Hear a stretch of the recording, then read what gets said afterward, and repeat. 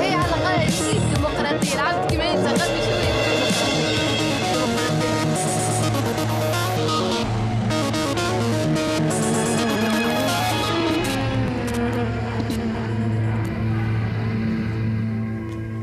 Maghreb Orient Express, bienvenue à tous. Si loin, si proche. Au programme aujourd'hui, la relation unique entre juifs et musulmans. 1400 ans d'histoire avec des périodes harmonieuses, nous le verrons, des moments douloureux aussi. MOE donne la parole à 3 personnalités qui incarnent une nouvelle génération ouverte sur son passé. Kamel Ashkar, merci d'être avec nous. Vous avez réalisé le documentaire Tinrir, Jérusalem, les échos du Méla, sorti en France ce mercredi 9 octobre au Lucernaire à Paris, le 10 à Choisy-le-Roi et le 12 à Strasbourg. Karim Misquet, merci également d'être avec nous. Vous êtes écrivain, réalisateur du documentaire et film d'animation Juifs et musulmans, si loin, si proche. C'est en 4 parties. Ce sera sur Arte les 22 et 29 octobre prochains à 20h30 temps universel, 20h25 très précisément, c'est-à-dire 22h, 25h de Paris. À voir aussi sur la RTS les 20, la télévision suisse, les 20 et 27 octobre et également à Lima, l'Institut du monde arabe. C'est au jeudi de Lima à Paris le 31 octobre. Avec nous également en direct du Caire en Égypte, Amir Ramsès. Merci d'être avec nous dans MOE. Amir, vous êtes le réalisateur du documentaire Jews of Egypt, Juifs d'Égypte, qui vient de recevoir le prix du meilleur documentaire au Festival du film arabe de Malmö en Suède. Merci d'être avec nous. Amir Ramsès, on vous retrouve dans quelques instants. Avant de vous donner la parole, direction, sans plus attendre, Fès au Maroc, où s'est tenue la conférence internationale sur le dialogue des cultures et des religions. Alors c'est un événement qui est organisé notamment par l'OIF, l'Organisation internationale de la francophonie. Vous allez entendre des témoignages sur cette question, sur ce thème, donc des relations entre juifs et musulmans. C'est un reportage signé de notre correspondante sur place, Anna Ravix. 3 jours de débat à Fès, au Maroc, sur le dialogue des religions. 50 intellectuels venus du monde entier avec un objectif, améliorer le dialogue des religions, mis au défi par la montée des extrémismes ou les révolutions arabes. André Azoulay parle de la situation des Juifs au Maroc, en pays musulman. Nous sommes à Fès. Il y a quelques mois, a été restaurée ici l'une des très nombreuses synagogues de la ville, avec un message de Sa Majesté le Roi, commandeur des croyants de l'islam. Mais qui le sait? Qui s'y intéresse? Défendre ce qui relie les Juifs aux musulmans, c'était tout l'objectif, justement, du documentaire du Marocain Kamel Ashkar. À Fès, la représentante palestinienne Leila Shahid salue le film, mais elle regrette la polémique qu'il a provoquée au Maroc. C'est exactement ce que j'appelle ce repli dangereux qui fait qu'il y a des gens qui veulent fermer les yeux, se boucher les oreilles et mettre une main devant la bouche parce qu'ils ont peur. Parce que ce que ce film dit est une réalité historique que personne ne peut remettre en cause. Juifs, musulmans, un dialogue condamné au conflit, au repli identitaire. René Samuel Sirat, ancien grand rabbin de France, a perdu un frère dans la guerre civile algérienne, tué par un combattant islamiste. Mais il soutient que le dialogue sera toujours plus fort que la dispute. De même que la violence et la guerre sont contagieuses, la paix aussi est contagieuse. Peut-être j'ai étonné vos téléspectateurs, mais je crois que la paix entre islam et judaïsme est proche. Après 3 jours d'échanges, la conférence s'achève. Les 50 participants lancent un appel international qui invite les nations et les religions à la paix, à l'éducation, au dialogue religieux. Un appel large qui met tout le monde d'accord, mais ne propose aucune action pour agir concrètement sur le terrain. Amir Ramsès au Caire en Égypte avec nous aujourd'hui dans MOE. Amir, dans votre documentaire Juifs d'Égypte, vous racontez justement ce passé commun entre les 2 communautés. Alors il y a des témoignages très poignants. Pourquoi est-ce que c'est important à vos yeux aujourd'hui de raconter cette histoire ? Bon, en fait, je crois que la question de la relation juive musulmane en Égypte, c'est important depuis quand même une vingtaine d'années, depuis qu'on a commencé à avoir une montée d'un discours qui essaye de donner une définition très limitée à l'identité égyptienne. Genre préciser ce que c'est qu'un Égyptien par rapport à sa religion, à ses croyances, et d'essayer d'éloigner toutes les autres différentes religions et cultures religieuses de cette identité. Je crois que mon documentaire était plutôt une réponse à ça, une essaye d'expliquer comment on était il n'y a pas vraiment longtemps, comment on était jusqu'à 1956. Comment l'identité égyptienne était si diverse, comment on était tolérant et acceptant d'autres cultures. Il n'y avait pas une définition précise de ce que c'est qu'un Égyptien de point de vue religieux. Alors, vous avez récemment rencontré Kamel Ashkar, qui est également avec nous sur le plateau de TV5 Monde. Il a suivi finalement la même démarche que vous, avec les Marocains de confession juive qui ont dû quitter leur pays. C'était il y a quelques semaines à Hambourg, cette rencontre avec Kamel Ashkar en Allemagne. Qu'avez-vous ressenti en regardant son documentaire Tinrir Jérusalem, les échos du Mela? En fait, comme je dis à Kamel l'autre jour, après avoir vu son film, sincèrement, j'ai pleuré 2 fois en regardant le film. Une fois en regardant la séquence de la chanson décernée à Todra, et l'autre fois la séquence avec la femme marocaine qui le guide vers la maison, qu'il cherche et commence à lui raconter sa vie au Maroc. Ces 2 séquences m'ont donné les larmes aux yeux, sincèrement. J'étais vraiment touché. Restez avec nous, Amir Ramsès. On vous retrouve dans un instant. Kamel Ashkar, même question. Vous, Jews of Egypt, Juifs d'Égypte, qu'est-ce que ça vous a fait? Je trouve que c'est important que ce genre de film existe, surtout dans ce contexte en Égypte. Et je sais que la sortie de Jews of Egypt a provoqué aussi une polémique dans ce pays. Mais apparemment, ce que m'a dit Amir Ramsès à Hambourg, c'est qu'il y a eu un succès. Beaucoup de gens sont allés le voir. Et je trouve que c'est important qu'une nouvelle génération de jeunes réalisateurs reviennent sur notre passé pluriel. Parce que je crois qu'on ne mesure pas la perte pour nos pays respectifs de la disparition malheureusement de cette diversité culturelle. Alors Karim Miske, 4 films pour raconter 14 siècles d'une relation unique. Qu'est-ce qui vous a incité à produire ce travail fleuve qui vous a pris des années, on imagine? C'est le besoin, vous sentiez, d'apporter une certaine pédagogie au grand public, si on peut dire? Certainement, le film qui a été fait au départ à l'initiative de la maison de production, Phare et Balise, c'est vrai que oui, c'était pour établir des faits, en fait, tout simplement. Cette histoire n'a jamais été écrite, en fait, de cette manière-là, c'est-à-dire la relation spécifique entre juifs et musulmans dans la totalité de sa durée, elle n'existait pas. Il n'y avait pas de livre. Maintenant, il y a une encyclopédie d'Albin Michel là, qui sort la semaine prochaine aussi sur le même thème, qui fait plus de 1000 pages, dirigée par Benjamin Stora et Abdelwahab Medeb. Mais c'est vrai que c'est intéressant tout d'un coup qu'on soit à une période, que ce soit le film de Kamel, celui d'Amir, le mien, cette encyclopédie, il y a, je pense, un besoin en fait de sortir des discours idéologiques et de comprendre déjà qu'est-ce qui s'est passé. Je pense que c'est la première chose, d'établir des faits. Qu'est-ce qui s'est passé? Pourquoi est-ce qu'on en est arrivé à aujourd'hui cette impression que c'est un conflit presque par nature. On a l'impression que les juifs et les musulmans se sont toujours détestés et que c'est dans leur ADN. En fait, non. Donc, ce qui est faux. Alors ça va de la naissance de l'islam au 7e siècle, en péninsule arabique, jusqu'à la seconde intifada, en passant par l'Empire ottoman, l'Andalousie, le Maghreb et bien entendu Jérusalem. Est-ce que vous pouvez nous dire quelques mots justement de cette période harmonieuse, de cette période faste entre les deux communautés? Oui, il y a plusieurs exemples. Allez, la Bagdad abbasside, par exemple. La Bagdad abbasside, culturel. c'est sûr qu'il y a la maison de la sagesse qui est bien connue, qui est pas si bien connue, mais Dar al-Hikma, donc la maison de la sagesse, qui en fait était sans doute dans la bibliothèque du calife. On ne sait pas exactement, on n'a pas tous les détails. En tout cas, c'est un endroit où juifs, chrétiens, musulmans et même bouddhistes, hindouistes venaient et pour établir l'ensemble des connaissances humaines de cette époque, ce qui n'était pas une mince entreprise quand même. Et à ce moment-là, il y avait aussi des disputes théologiques. Donc une très grande liberté de parole, c'est-à-dire que les juifs ou les chrétiens pouvaient venir dire aux musulmans « Non, ce que vous dites, c'est pas vrai ».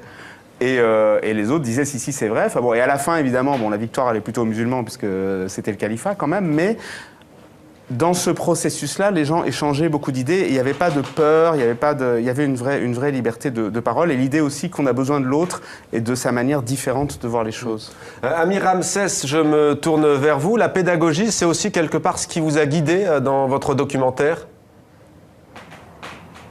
Oui, sans doute. Évidemment, oui, c'était ça. Alors, il y a un homme qui dit, dans votre documentaire, qui m'a marqué, je l'ai vu il y a quelques mois, un Égyptien dit « Je ne suis pas juif égyptien », il dit « Je suis égyptien de confession juive ». Est-ce qu'avec l'actualité que l'on connaît aujourd'hui dans votre pays, vous ne craignez pas qu'à l'avenir, on dise plutôt avant tout « Je suis copte, je suis chrétien, je suis musulman » ? En fait, pas par rapport à l'actualité, mais c'est quelque chose auquel on craint depuis quand même, depuis la fin des années 80 en Égypte, où il y avait vraiment eu une montée de cette façon de penser. Mais je crois en fait que malgré le fait que les Coptes égyptiens, c'était un scénario un peu différent que les Juifs d'Égypte, mais quand même, le risque, c'est toujours là par rapport à toutes les minorités en Égypte. Et c'est par rapport à cette crainte que j'ai décidé de faire le film, en fait. J'ai voulu donner une signe d'alarme. Les Juifs, qui étaient une partie intégrante de la société, qui vivaient en harmonie, on avait quand même des Juifs qui ont beaucoup contribué à l'histoire politique, économique, artistique et culturelle de l'Égypte et qui sont maintenant malheureusement presque oubliés. Je voulais donner un signe d'alarme que ça peut se répéter, même si ce n'est pas seulement pour les Coptes, mais pour des autres minorités, mais bon, pour tous. C'est la même façon de penser qui mène peut-être au même résultat. Et c'est ça qu'il faut craindre, c'est ça qu'il faut... contre qui il faut donner beaucoup d'avertissements. Enfin, Kamel Ashkar, on va partir à Tel Aviv en Israël, où votre film a été projeté pour la première fois de manière officielle, on va dire. C'était à l'université de Tel Aviv, c'était il y a quelques semaines. Et on va y revenir juste après, parce que la question de l'identité, au-delà des rapports entre les deux communautés, est fondamentale. Elle est au centre de votre œuvre. C'est un reportage signé Stéphane Amar. À partir des années 50. Des familles juives ont vécu derrière ces portes et ces fenêtres où vivent aujourd'hui des familles musulmanes. Pour mieux comprendre leur histoire, le réalisateur est allé jusqu'à apprendre l'hébreu. C'est un film sur l'exil, sur notre identité commune, juifs et arabes, sur l'amour de la terre et sur la culture marocaine. Dans la salle, beaucoup d'Israéliens originaires du Maroc, émus par cette évocation d'une relation judéo-musulmane, empreinte de chaleur et d'amitié sincère. Nous mangions ensemble, nous buvions ensemble, nous discutions ensemble. On faisait tout ensemble avec les Arabes. Il n'y a jamais eu de haine entre nous. C'est seulement au moment de la guerre d'indépendance d'Israël que la haine a commencé. Justement, quand on parle du conflit, on voit toujours les choses en noir et blanc. Les Arabes d'un côté, les Juifs de l'autre. Son film crée un point de rencontre entre les deux. Démarche rarissime, un groupe de journalistes marocains est venu accompagner Kamel Ashkar en Israël. Une manière pour eux de montrer qu'à l'inverse de la plupart des pays arabes, le Maroc continue d'entretenir des relations avec le monde juif. Il y a vraiment un sentiment fort d'amitié, d'amour, de respect commun entre les juifs marocains et les marocains musulmans. Donc c'est un très très bel exemple. Le Maroc, c'est un très très bel exemple, une très très belle leçon en ce sens, surtout actuellement. Parfaitement à l'aise en Israël, un pays où, à l'instar du Maroc évoqué dans son film, les identités se mêlent, Kamel Ashkar vante la richesse des sociétés plurielles. Un des enseignements, pour moi, ça m'a permis en tout cas d'être en paix avec toutes mes identités, que mon identité française, elle n'exclut pas mon identité marocaine, mon identité musulmane, et bien voilà, que tout ça peut cohabiter à l'intérieur de soi et que l'autre est un miroir pour nous et voilà, j'ai eu besoin effectivement de m'intéresser aux Marocains de confession juive pour me réapproprier ma propre identité. La question de l'identité donc fondamentale, Karim Ashkar, dans votre œuvre, on y revient dans un instant, mais on va d'abord repartir au Caire en Égypte, où nous attend Amir. Alors Amir, très rapidement, peut-être vos projets, je sais que vous serez à Londres très bientôt, à Paris à la fin du mois, quels sont vos projets ? En fait, j'ai encore une partie de la tournée du film, comme vous aviez dit, Londres, l'université de Oxford, Paris, Festival de Bruxelles du film méditerranéen en décembre, New York, Washington. Et là, je crois en fait qu'après ça, je vais me consacrer à mon prochain fiction, puisque je viens de la base de la fiction plus que documentaire. Alors mon prochain projet, c'est une fiction, un film. Retour à la fiction pour Amir. Merci beaucoup Amir Ramsès d'avoir participé à AMOE. On suivra tout ça, bien entendu. Kamel Ashkar, cette question d'identité qui vous taraude, pourquoi justement ? Parce que je pense qu'on est dans un contexte de repli communautaire, que ce soit à la fois en Europe avec la montée des populismes, mais aussi, comme le disait très bien Amir tout à l'heure, Ramsès, sur la montée aussi d'une forme d'identité unique, de l'extrémisme religieux, où finalement on n'est que soit musulman, juif ou chrétien. Je crois que le travail de Karim Misquet, qui remet en perspective un petit peu toute cette relation, le travail d'Amir et mon travail, sont une manière évidemment aujourd'hui de dire que nous sommes, enfin voilà, que la relation entre juifs et musulmans, il y a eu effectivement des moments douloureux dans cette histoire-là, mais il y a aussi des moments de symbiose. Et je crois que pour les nouvelles générations d'aujourd'hui, ça me paraît important de le mettre en avant. Et il y a aussi des initiatives comme le Festival des Andalousies Atlantiques à Essaouira qui met en avant cette culture judéo-marocaine.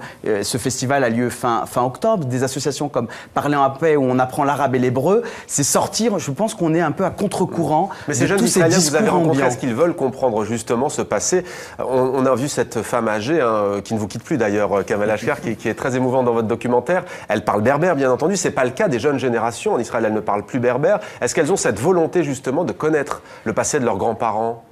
Oui, c'est ça qui est étonnant. Il y a Einat Levy qui intervient dans le film, que je connais très bien dans ce reportage, il y a toute une nouvelle génération, en tout cas, de jeunes Marocains ou de jeunes d'origine algérienne, mais surtout du Maroc, qui ont cette envie de se recoller, de se réapproprier leur identité marocaine. Et des personnalités, moi c'est l'objet de mon prochain film, notamment avec Neta El Kayam, ces chanteurs d'ailleurs qui vont chanter au Festival d'Essaouira. Donc il y a une envie, parce qu'eux aussi ont été coupés de leur histoire marocaine. Et c'est voilà, là la question, est-ce qu'en Israël aussi il y a eu une volonté comme ça de faire du passé table rase à des fins politiques? Évidemment, c'est pas enseigné à l'école, comme ce ne l'est pas malheureusement enseigné non plus au Maroc.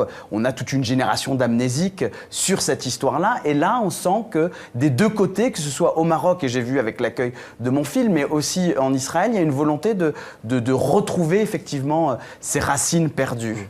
Karim Misquet, quand est-ce que commence à prendre forme, si l'on peut dire, j'emploie le mot avec précaution, cette cassure entre juifs et musulmans telle qu'on la connaît aujourd'hui justement? Elle n'est pas née il y a 14 siècles. Quand est-ce qu'elle est née? Non, elle commence au milieu du 19e siècle en fait, avec... alors d'une part, il y a un certain... C'est presque comme une course de vitesse. C'est-à-dire qu'en fait, il y a les Lumières en Europe qui ont donné l'émancipation aux Juifs d'Europe. Pour faire court, d'abord la Révolution française, on a émancipé les Juifs en France et ensuite dans les autres pays européens. Assez rapidement, en fait, les Juifs d'Europe, du coup, ont intégré les élites nationales des pays européens et ont vu la condition qui pour eux était insupportable des Juifs du monde musulman. Ils étaient aussi imprégnés d'une certaine vision coloniale de l'époque. Et donc ils sont devenus un peu les protecteurs des Juifs du monde musulman et ils les ont amenés à se rapprocher de l'Europe. Non, c'est bien avant la naissance du sionisme en fait. C'est ça qui est intéressant, c'est que le sionisme vient se rajouter à ça. Mais c'est d'abord vraiment l'intrusion de l'Europe dans les affaires.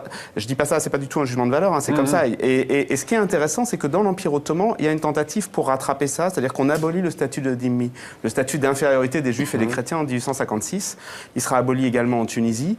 Mais finalement, et donc ça aurait été la possibilité de créer des formes de citoyenneté égales pour tous dans le monde musulman. Il y a eu vraiment cette tentative de la part des élites musulmanes, mais en fait, l'impérialisme était le plus fort, la course de vitesse a été gagnée par les Européens, et du coup, les Juifs ont été vus comme l'autre, petit à petit, celui qui est allié à l'Occident. Et donc, c'est comme ça que cette séparation a commencé progressivement. On a eu le témoignage de cette femme, justement, qui est dans le documentaire de Kamal Ashkar, qui dit tout s'est dégradé avec ce qu'elle appelle, elle, la guerre d'indépendance d'Israël. Donc, la création, la naissance de l'État d'Israël, ça a été un point, non pas de non-retour, mais qui a dégradé encore plus la situation. Oui, ça a été le coup de... C'est vraiment une succession d'étapes. Parce que quand je dis ça commence au 19e siècle, au milieu du 19e siècle, la plupart des Juifs et des musulmans dans le monde musulman ne s'en rendent pas compte à ce moment-là. C'est vraiment un lent processus. Après la naissance du sionisme et du nationalisme arabe au début du XXe siècle, commence à donner aussi des outils conceptuels beaucoup plus forts et donc cette vision de l'autre comme ennemi commence à se construire des deux côtés progressivement. Après, il y a les émeutes de 29 à Jérusalem. Enfin, il y a beaucoup d'événements comme ça, on ne va pas tous les raconter, mais effectivement, la naissance de l'État d'Israël, là, c'est une cassure beaucoup plus forte. Mais en fait, la dernière cassure, et notamment dans le Maghreb, c'est la guerre de 67. C'est-à-dire qu'après la guerre de 67, là vraiment, c'est la fin de l'exil de ceux qui voulaient encore rester. La guerre des 6 jours. La guerre des 6 jours. Là, il y a vraiment une cassure très nette. Ça n'est plus possible finalement pour les Juifs de rester dans les pays arabes parce qu'ils sont vraiment devenus définitivement les ennemis de l'intérieur. Alors, autre épisode, il s'agit de la colonisation en Algérie. Vous y revenez également dans votre documentaire. Et il y a un fait historique qui a sérieusement dégradé les relations entre Juifs et musulmans. Il s'agit du fameux décret Crémieux qui accorde d'office en 1870 la citoyenneté française aux 35 000 Algériens de confession juive. Un épisode sur lequel donc revient votre film. Un extrait.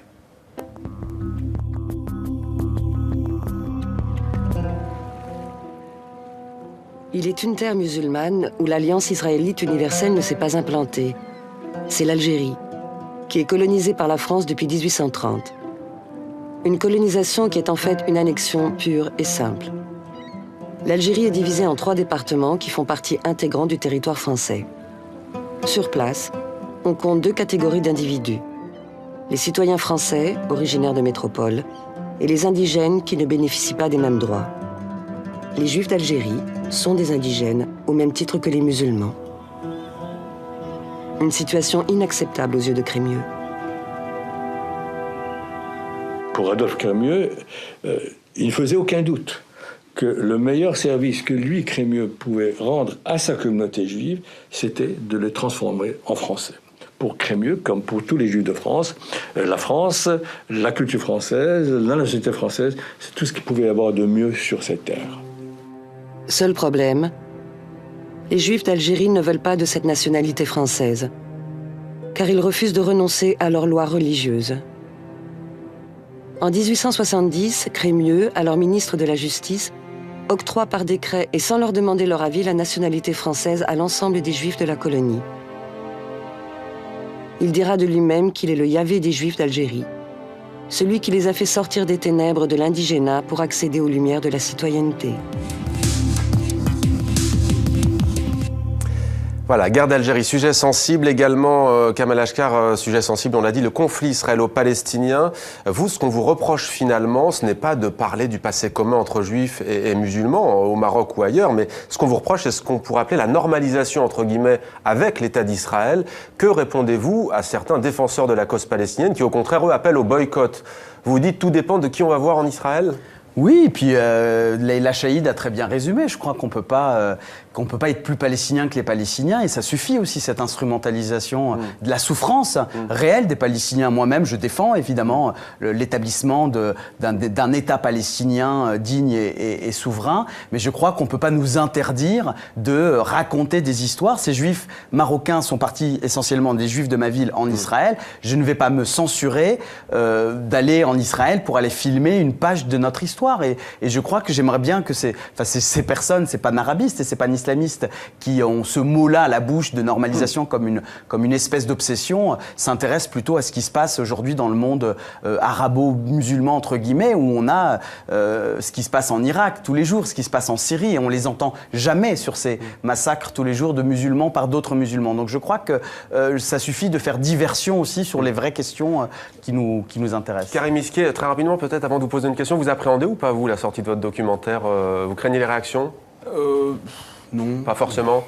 Bon, bah tant mieux, puisque j'en ai une à vous poser. Vous avez beaucoup travaillé justement sur les intégrismes, qu'il s'agisse des intégrismes chrétiens, musulmans et juifs. Il y a eu ces printemps arabes. Est-ce que vous pensez que pour le meilleur comme pour le pire, ça peut faire bouger les lignes? Est-ce qu'au moins ça a le mérite? Est-ce que ça a le mérite de recentrer la question de l'identité et d'affronter son passé? Oh, oui, très certainement. Je pense que de toute façon, la question, c'est de sortir du déni, en fait. Bon, dans Juifs et musulmans, on parle beaucoup, dans les épisodes 3 et 4, du nationalisme et des conséquences que ça a, aussi de l'exportation de cette idéologie européenne, qui est le nationalisme dans d'autres parties du monde, où du coup, tous les nationalismes qui se sont créés sur une partie de l'identité. C'est-à-dire, on le voit bien avec l'Égypte, avec le Maghreb, avec beaucoup d'autres pays. C'est des pays qui ont tous des identités multiples.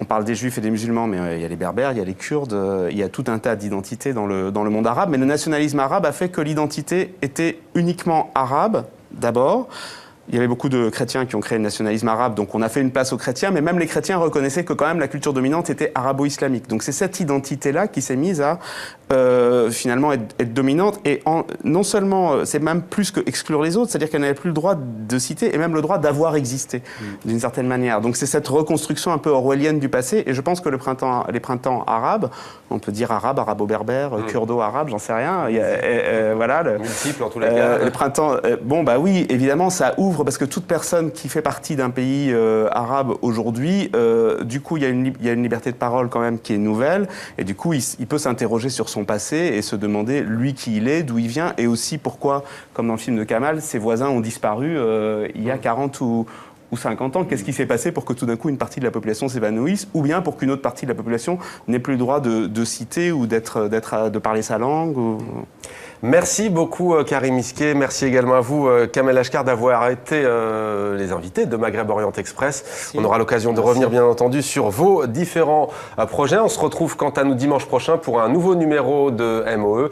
D'ici là, on attend vos réactions, vos commentaires sur les réseaux sociaux, la page Facebook de MOE, sur Twitter également. On salue toutes celles et tous ceux qui nous suivent aux quatre coins du monde chaque dimanche. À très vite sur TV5 Monde.